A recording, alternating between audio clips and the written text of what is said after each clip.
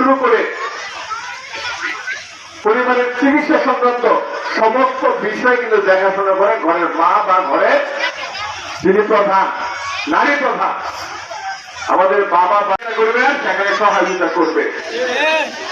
BNP ক্ষমতায় গেলে BNP নেতার কথাই সমস্ত বিচার হবে, সমস্ত সিদ্ধান্ত টানা।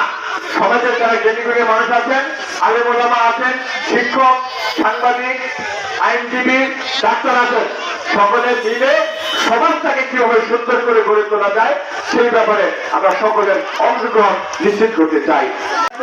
জনাব তারেক রহমানের রাষ্ট্র কাঠামো মেরামতের যে 31 দফা, সেগুলোর মধ্য দিয়ে বাংলাদেশের মানুষের সাম্য, অর্থাৎ সবাই সমান, মানবিক মর্যাদা, অর্থাৎ মানুষ হিসেবে আপনার যে সম্মান, আত্মমর্যাদা, সেটা নিশ্চিত করা, সামাজিক ন্যায় বিচার, যেটা আগে বললাম, সামাজিক ভাবে সবাই, অর্থাৎ পৌর সুবিধা থেকেও এই বেলাবর মানুষ বঞ্চিত। কিন্তু বেলাবর শিক্ষার হার কিন্তু খারাপ না, শিক্ষা প্রতিষ্ঠান যাই হোক।